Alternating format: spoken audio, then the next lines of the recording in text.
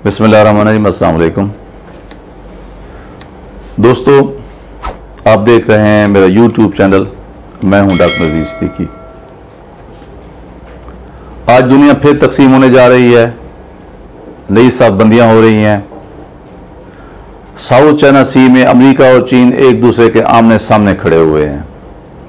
इस जंगी माहौल में एक तरफ अमेरिका अपने एयरक्राफ्ट कैरियर ला चुका है, जिस पर सैकड़ों की तादाद में फाइटर जेट्स और तैयारे मौजूद हैं, और इस सारी सूरत हाल का मुकाबला करने के लिए चीन भी अपने मिसाइल नस्ब कर चुका है। चीन ने तो एक कदम और आगे बढ़ते हुए अमेरिकी जहाजों को कागजी शेर ही करार दे दिया है। चीन समुंदर में ड्रिलिंग कर रहा है, जबकि अमेरिका अपने करीबी इत्तेहादी भारत के अलावा इस खित्ते में मौजूद चीन मुखालिफ ममालिक बाशमूल फिलिपाइन, वियतनाम, जापान, मलेशिया और ताइवान वगैरह को मॉरल सपोर्ट देने के लिए यूरोप से अपनी फौजें निकालकर साउथ चाइना सी में पहुंच चुका है। पिछली कई दहाइयों के बाद यह पहला मौका है कि अमेरिका और चीन आज हालत जंग में हैं। ये लम्हात पाकिस्तान के लिए भी बहुत ज्यादा अहम है। 60 की दहाई में एक वक्त ऐसा आया था जब पाकिस्तान को उस वक्त के मद्दे मुकाबिल रूस और अमेरिका में से किसी एक का इंतखाब करना था, क्योंकि उस वक्त दो कुतबी दुनिया थी और दो सुपर पावर मौजूद थी। उस वक्त पाकिस्तान रूस की बजाय अमेरिका का इत्तेहादी बन गया था। हाँ, ये एक अलग बहस है कि अमेरिका का इत्तेहादी बनने के बाद पाकिस्तान को क्या फायदे हासिल हुए और क्या नुकसानात बर्दाश्त करने पड़े, जबकि भारत ने रूस के कैंप में शामिल होकर क्या फायदे उठाए और उसे क्या नुकसान हुआ। यकीनन अमेरिका के इत्तेहादी की हैसियत से पाकिस्तान को दिफाई साजो-सामान हासिल हुआ और मुआशी तरक्की के मौके भी मुयस्सर आए। लेकिन अगर सकूत ढाका को देखा जाए, मशरकी पाकिस्तान की बांग्लादेश बनने की कहानी को देखा जाए, इसके अलावा रूस की अफगानिस्तान में मुदाखलत के बायस हमने अमेरिका के साथ मिलकर जिस तरह एक आलमी जिहाद तश्कील दिया, उसके बायस कलाशनकोव कल्चर पाकिस्तान में कैसे आई, और फिर पिछले 20 साल के दौरान पाकिस्तान ने दहशतगर्दी का किस तरह सामना किया, ये एक अलहदा जो है वो गम भरी दास्तान है।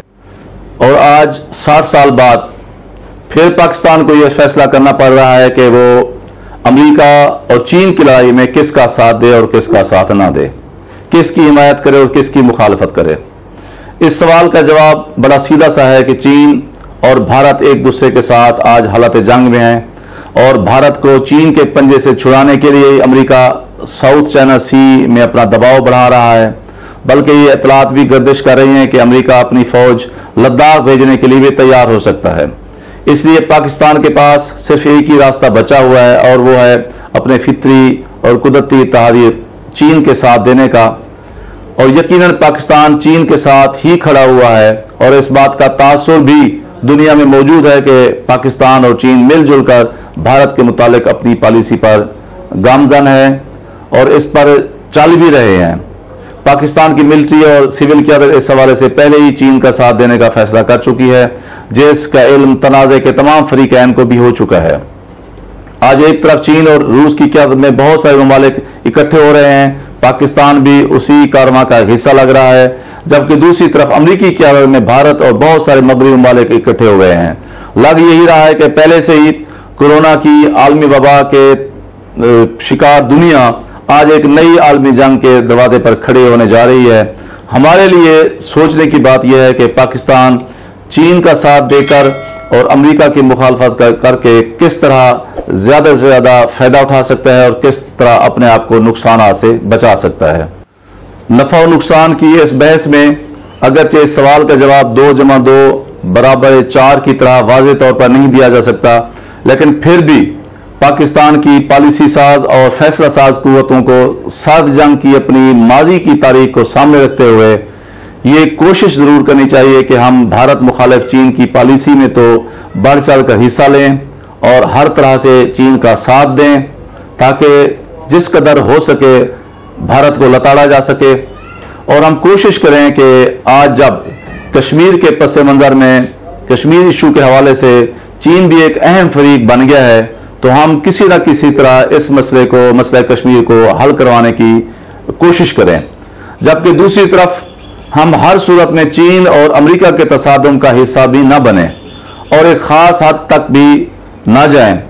आज जब अफगानिस्तान से अपनी फौजों के इनखला के हवाले से अमेरिका को पाकिस्तान की ज़रूरत भी है और वो अफगान तालिबान को मुज़ाकरात की मेज़ पर लाने के लिए पाकिस्तान के किरदार की भी दिल खोल कर तारीफ करता है, तो पाकिस्तान को ये कोशिश करनी चाहिए कि अमेरिका का चीन के साथ खुला तसादम और लड़ाई न हो, ताकि हम इस नए फितने से अपने आप को महफूज रख सकें। गोया एक मुतवाज़न खारजा पॉलिसी तश्कील देने की ज़रूरत है। इस सिलसिले में वज़ारत खारजा को पूरी तरह से अपने जो मालूमात हैं उनकी बुनियाद पर पॉलिसी बनानी चाहिए और कौम को भी आगाह रखना चाहिए, क्योंकि आने वाले दिनों में पाकिस्तान को एक तनी हुई रस्सी पर चलना पड़ेगा। इस खारजा पॉलिसी का मकसद यही होना चाहिए कि दरपेश सूरत हाल में पाकिस्तान अपने मफादात को यकीनी बनाते हुए कम से कम नुकसानात उठाए और ज़्यादा से ज़्यादा फ़ायदा उठा सके। दोस्तों, आपसे दरख्वास्त है कि मेरी इस वीडियो को शेयर कीजिए, लाइक कीजिए और मेरे YouTube चैनल डॉक्टर नज़ीर सिद्दीकी को सब्सक्राइब कीजिए। अपना ख्याल रखिए। बहुत शुक्रिया। अस्सलाम वालेकुम।